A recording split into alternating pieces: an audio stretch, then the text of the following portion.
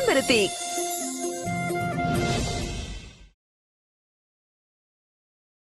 எனக்கு ஆச்சரியமா இருக்கு. இவ்ளோ தைரியமா எப்படி? அழுக வருதும்மா. என் கழுத்துல தாலி கட்டி என் கைய பிடிச்சு கூட்டிட்டு போக வேண்டியவனே என்னை விட்டுட்டு போயிட்டான். எங்க போயிட்டான்னு தெரியல.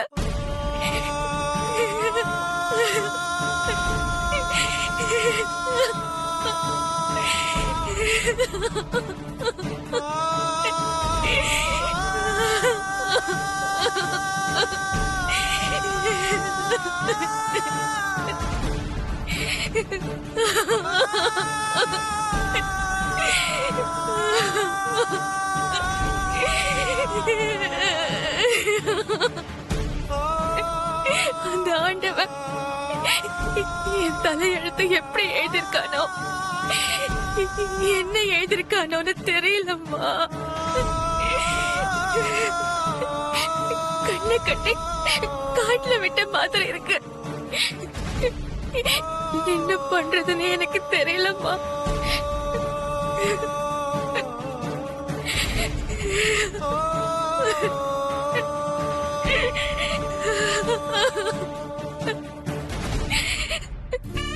சமைக்கிறதுக்கு என் கை வேலை செய்தே தவிர சாப்பிடலான்னு ஒரு வாய் எடுத்து வச்சா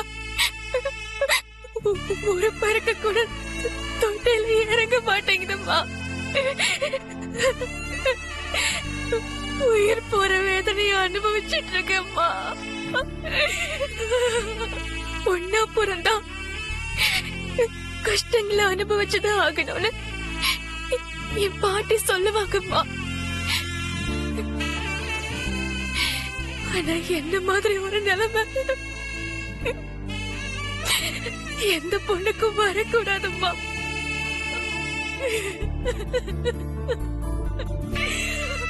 வாழவும் முடியாம சாகவும் முடியாம இருத்தலை கொள்ளி எறும்பா துடிச்சிட்டு இருக்கம்மா.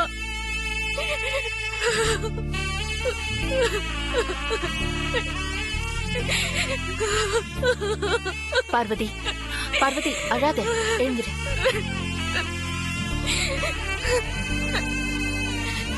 அழக்கூடாது.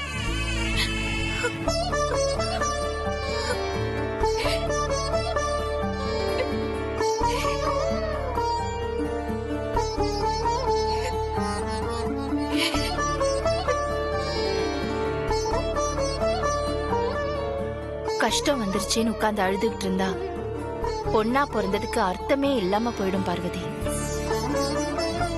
என்ன நடந்தாலும் ஒரு கை பாத்துடலான்னு மனசுக்குள்ள தைரியத்தை வளர்த்துக்கணும்.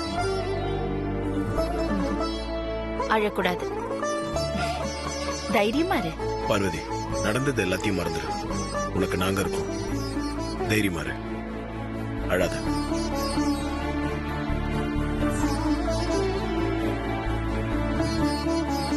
உனக்கு ஒரு நல்ல வாழ்க்கை அமைச்சு கொடுக்கற வரைக்கும் என் பார்வை உன் மேலேயே தான் இருந்துகிட்டு இருக்கும். இனிமே உன் கண்ணுல கண்ணீர் வரக்கூடாது. நீ தைரியமா இருக்கணும். பார்வதி, நீ நிஜமாவே ரொம்ப அதிர்ஷ்டம் பண்ணிருக்க. வேலைக்காரங்களை கண்ணெடுத்து பார்க்க கூட நேரம் இல்லாம பிஸியா இருக்கிற அத்தை உனக்கு ஒரு நல்ல வாழ்க்கை அமைச்சு கொடுக்கற வரைக்கும் உன்னை கண்ணுல வச்சு பாத்துக்கிறேன், உன் கண்ணுல கண்ணீர் வராம பாத்துக்கிறேன்னு வாக்கு கொடுக்கறாங்கன்னா எனக்கு தெரிஞ்சு உன்ன மாதிரி அதிர்ஷ்டம் பண்ணவ இந்த உலகத்துல வேற யாரா இருக்க முடியும்?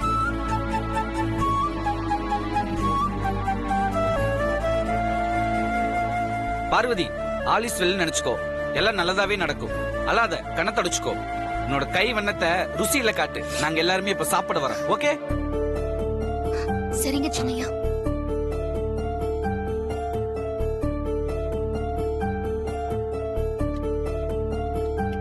ப்ரோ, வா ப்ரோ போலாம்.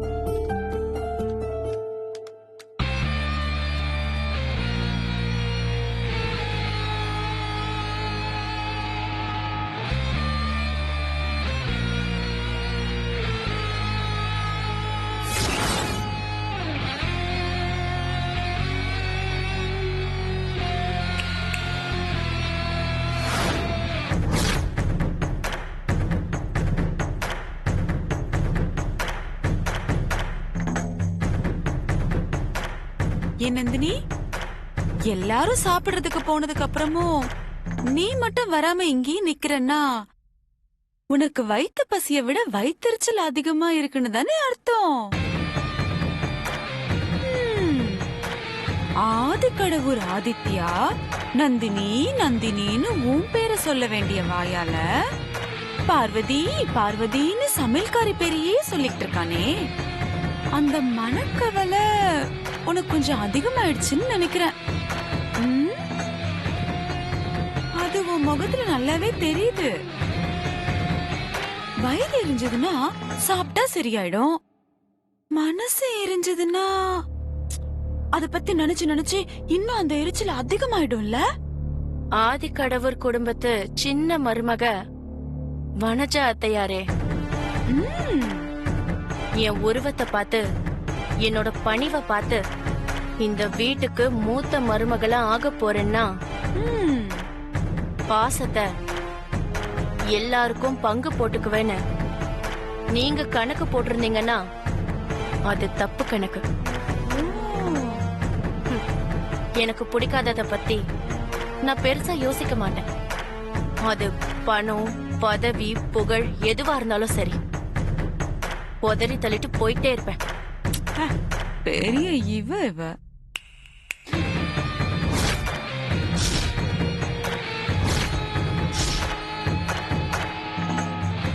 ஆனா எனக்கு பிடிச்சது அது ஒரு சின்ன விஷயமா இருந்தாலும் சரி, அது எனக்கு கிடைக்காம பண்ணணும்னு நினைச்சா ஓடுற நதி மாதிரி அமைதியா இருக்கிறன்னா பாயிர புலியா வேட்டையாடவும் தயங்க மாட்டேன்.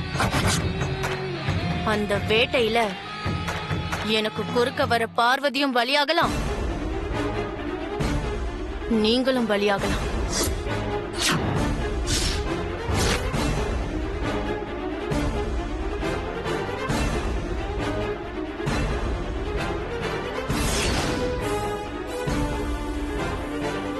இவ விஷயத்துல கொஞ்சம் உஷாராதான் இருக்கணும். இவ எதிரில நின்னு கத்தி பிடிக்கிறத விட இவ பக்கத்திலேயே நின்னு கழுத்தை பிடிக்கணும். பிடிக்கிறேன்டி, பிடிக்கிறேன்.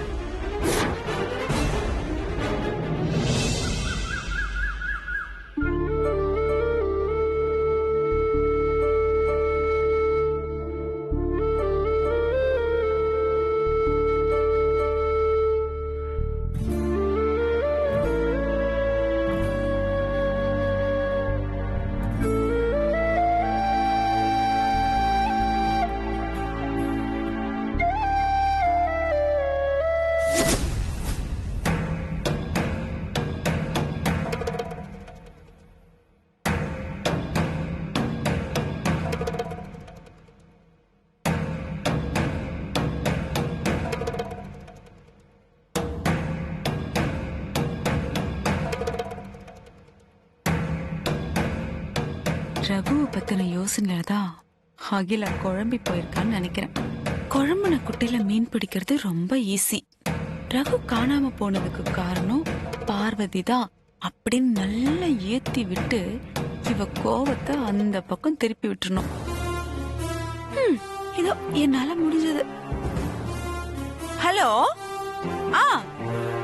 ஆமாங்க, ஆமா ஆமா, கல்யாணம் நின்னுதான் போச்சு. அது என்னமோ எங்க வீட்டுக்கு நின்னு போன மாதிரி ஆளுக்கு போன் பண்ணி துக்க விசாரிக்கிறீங்க. வேலைக்காரி கல்யாணத்தை நல்லா கிராண்டா நடத்தணும்னு எங்க அக்கா நினைச்சாங்க. தண்ணி மாதிரி பணத்தை லட்ச லட்சமா செலவு பண்ணாங்க. என்ன பண்றது, அந்த சமையல்காரிக்கு கொடுத்து வைக்கல. என்னது அவமானமா? கௌரவ பிரச்சனையா? யாருக்கு? எங்க அக்காக்கா? நீ முதல்ல போன வை.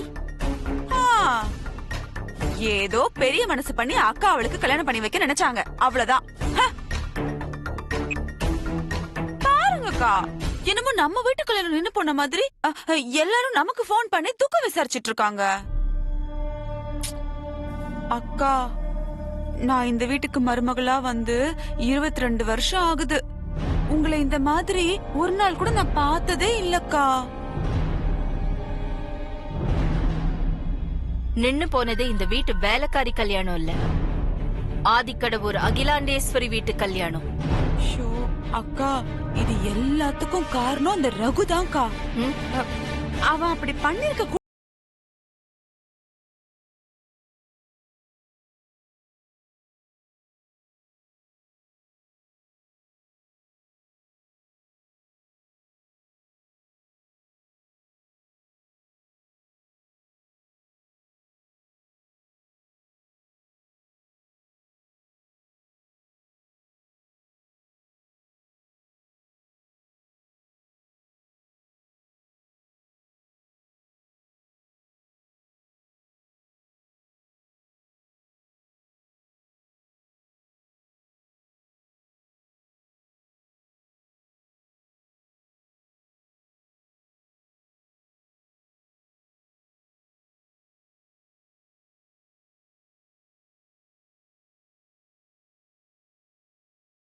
ஆதரவோட பார்வதி மாதிரி ஒரு பொண்ண கட்டி வைக்கிறேன்னு சொல்லும் போது இதெல்லாம் விட்டுட்டு ஓடுறான்னா அவன் பைத்தியமா என்ன?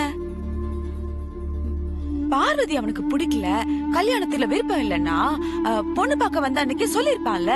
அன்னைக்கு சொல்லனாலும் நிச்சயதார்த்தம் பண்ணும்போதாவது எனக்கு பிடிக்கலன்னு சொல்லிருப்பான். இது எதுவுமே சொல்லாம கல்யாண மண்டபம் வரைக்கும் வந்துட்டு தாலி கட்டுற நேரத்துல விட்டுட்டு ஓடி போறான்னா அவனுக்கு பின்னாடி இருந்து யாரோ அவனை ஓட வச்சிருக்காங்க அப்படின்னு தானே அர்த்தம். அக்கா, எனக்கு என்னமோ பார்வதி மேலதான் கொஞ்சம் டவுட்டா இருக்கு. அவதான் மாப்பிள்ள கிட்ட என்னென்னமோ சொல்லி அவ மனச குழப்பி ஓட வச்சிருக்காளோன்னு நினைக்கிறேக்கா. நீ எல்லாம் திருந்தவே மாட்டியா? பார்வதிக்கும் உனக்கும் ஆகாதுங்கிறதுக்காக வேணும்னே பார்வதி மேல பழி போடுறியா நீ? இல்லக்கா, நான் ஒன்னும் அந்த பார்வதிய பழி வாங்குற நோக்கத்துல எதுவுமே பேசல. நீங்களே ஒரு நிமிஷம் நிதானமா யோசிச்சு பாருங்க. நல்ல வேலை, கை நிறைய சம்பளம், பிளாட்டு, அப்புறம் காரு, ஆதிக்கடவுர் அகிலாண்டேஸ்வரியோட ஆதரவு, இது எல்லாம் விட்டுட்டு ஒரு அனாதை பையன் ஓடி போவானாக்கா? ஆனா இது எதுலயுமே விருப்பம் இல்லாதவன் அந்த சமையல்காரி தான்.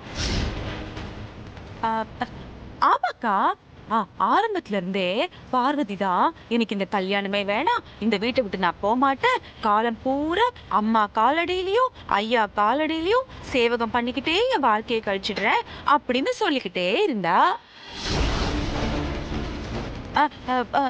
நீங்க தானே அவளை ரொம்ப கட்டாயப்படுத்தி அதுக்கப்புறமா கல்யாணத்துக்கு சம்மதிக்க வச்சீங்க. அதனாலதான் சாட்சிக்கார காலில் விழுறத விட சண்டைக்கார காலிலேயே விழுந்துடலான்னு பார்வதி நல்லா பிளான் பண்ணி ரகு கிட்டேயே பேசி பேசி அவன் மனச மாத்தி குழப்பி கல்யாண மண்டபத்தை விட்டு ஓட வச்சிருக்கான்னு நான் நினைக்கிறேன்க்கா. மேடம், ரகுவோட ஃப்ரெண்ட கூட்டிட்டு வந்திருக்காங்க. அக்கா,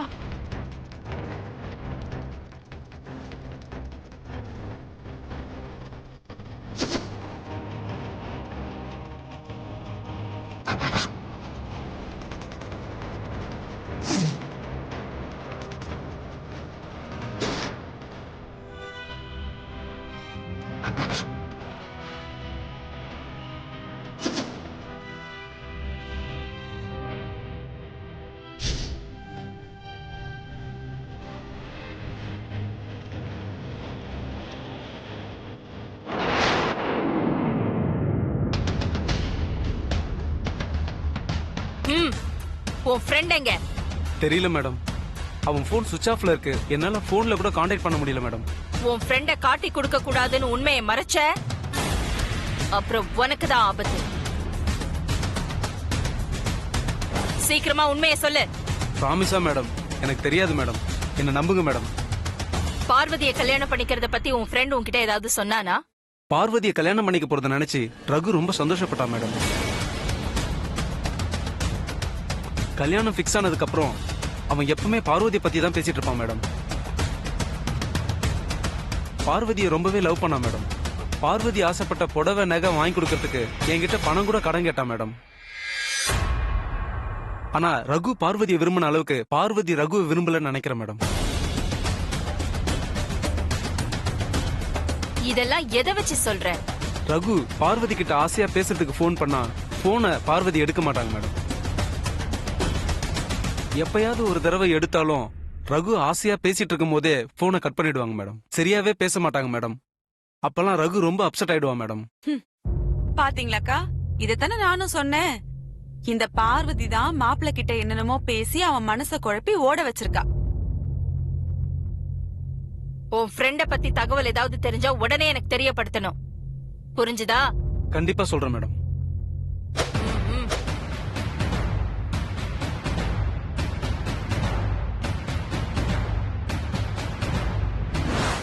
கல்யாணத்துக்கு அப்புறம் உங்களை எல்லாம் விட்டு பிரிஞ்சு போகணும்னு நினைக்கும் போது அழுக வருதுங்கய்யா.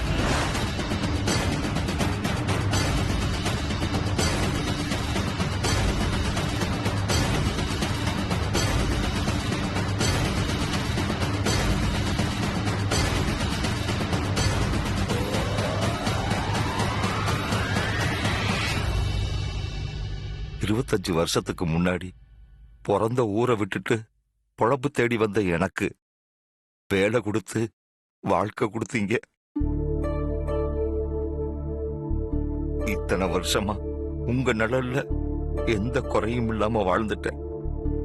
இனிமே இந்த ஊர்ல என்னால நிம்மதியா வாழ முடியாதம்மா. என்ன காரணத்துக்காக மாப்பிள்ள தாலி கட்டுற நேரத்துல ஓடி போனார்னு தெரியல. ஆனா எல்லாரும் கண்ணு காது மூக்கு வச்சு ஏதோ பேசுறாங்கம்மா. அதையெல்லாம் கேட்கும் போது எனக்கு உயிர் போற மாதிரி இருக்கு. நான் என் பொண்ணை கூட்டிக்கிட்டு என் ஊருக்கே போயிடுறேம்மா. என்ன மன்னிச்சிடுங்கம்மா. ஏன் சுந்தரம், உன் பொண்ணு கல்யாணம் நின்னு போனதை நினைச்சு இவ்ளோ கவலைப்பட்டு பேசுறியே. ஆனா உன் பொண்ணு பார்வதிக்கு அவ கல்யாணம் நின்னு போனதை நினைச்சு கொஞ்சம் கூட கவலை இல்லையே. உன்னை இந்த ஊர்ல எத்தனை பேருக்கு தெரியும்? நீயே என்னமோ அவமானம் வந்துருச்சு, கவலையா இருக்கு, வேதனையா இருக்கு, ஊரை விட்டு போறேங்கிற. அப்ப எங்க அக்கா நிலைமைய பத்தி யோசிச்சு பாத்தியா? அவங்க இனிமே தலை நிமிர்ந்து நடக்க முடியுமா? அவங்க இந்த நிலைமைக்கு யார் காரணம்? சொல்லு, யார் காரணம்? உன் பொண்ணு பார்வதி தான். என்ன பாக்குற? மாப்பிள்ளை எதுக்கு ஓடி போனாருன்னே தெரியலமா அப்படின்னு சொன்னல. அந்த காரணம் என்னன்னு உன் பொண்ணுக்கு நல்லாவே தெரியும். உனக்கும் தெரிஞ்சுக்கணும்னு ஆசையா இருந்ததுன்னா உன் பொண்ணை கூட்டிட்டு வந்து விசாரி. என்னம்மா சொல்றீங்க? நான் என்ன சொல்றது? உன் பொண்ணுதான் என்னென்னமோ பேசி மாப்பிள்ள மனசு குழப்பி மண்டபத்தை விட்டே ஓட வச்சிருக்கான்னு சொல்றேன். அப்படி எல்லாம் சொல்லாதீங்கம்மா. இது அம்மா ஏற்பாடு பண்ண கல்யாணம். என் பொண்ணு அப்படியெல்லாம் பண்ண மாட்டான். என் பொண்ணு மேல அபாண்டமா பழி போடாதீங்க. அனாவசியமா பேசாத சுந்தரம். யார் மேலயும் அபாண்டமா பழி போட வேண்டிய அவசியம் எனக்கு இல்ல. நானும் ஒரு பொண்ணை வச்சிருக்கேன். உன் பொண்ணுக்கு தான் மாப்பிளைய பிடிக்கவே இல்ல. மாப்பிள்ள ரகுவுக்கு பார்வதிய ரொம்ப ரொம்ப பிடிச்சிருக்கு. இப்பதான் அவன் ஃப்ரெண்ட கூட்டிட்டு வந்து அக்கா விசாரிச்சாங்க. அவன் சொல்லிதான் எங்களுக்கே இந்த விஷயம் எல்லாம் தெரியும். கல்யாணம் வேணான்னு சொன்னவள கட்டாயப்படுத்தி அக்கா தான் கல்யாணத்துக்கு சம்மதிக்க வச்சாங்க. அதனாலதான் நம்ம யார்கிட்டயும் சொல்ல முடியலன்னு சொல்லி நேரடியா மாப்பிள்ள மனசையே குழப்பி ஓட வச்சுட்டா. அவ காரியத்தையும் சாதிச்சுக்கிட்டா. அதனாலதான் உன் பொண்ணுக்கு கல்யாணம் நின்னு போன கவலையே கொஞ்சம் கூட இல்ல. இல்லம்மா, என் பொண்ணு அம்மாவுக்கு எதிரா ஒரு துரும்ப கூட அசைக்க மாட்டா. அவ எந்த தப்பும் பண்ணிருக்க மாட்டாமா. என் பொண்ணு அப்படியெல்லாம் பண்ணிருக்க மாட்டாமா. நம்புங்கம்மா. நான் இப்பவே அவளை கூட்டிட்டு வந்து உங்க முன்னாடியே விசாரிக்கிறேன். அவ மட்டும் அப்படி ஏதாவது சொல்லியிருந்தா இதே இடத்துல அவளை வெட்டி கூறு போடுறேன்.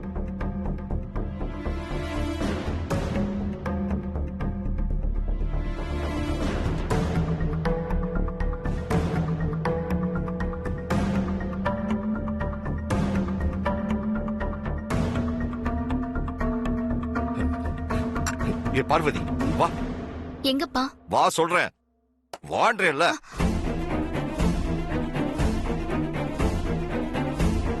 அப்பா எங்கப்பா கூட்டிட்டு போறீங்க?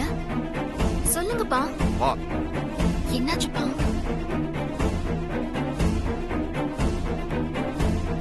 மாப்பிள்ளை கிட்ட நீ ஏதாவது சொன்னியா? என்னப்பா அது? எதுக்காக திடீர்னு இப்படி கேக்குறீங்க? நான் கேட்டதுக்கு மட்டும் முதல்ல பதில சொல்லு.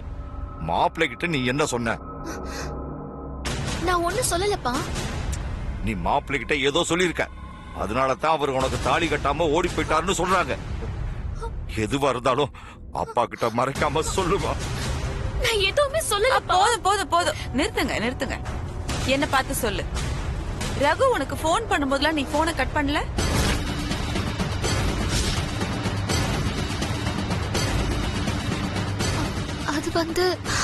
அது நான் பாரு, உன் பொண்ணு எப்படி தடுமாறுறான்னு பாரு. இல்லம்மா. ஏ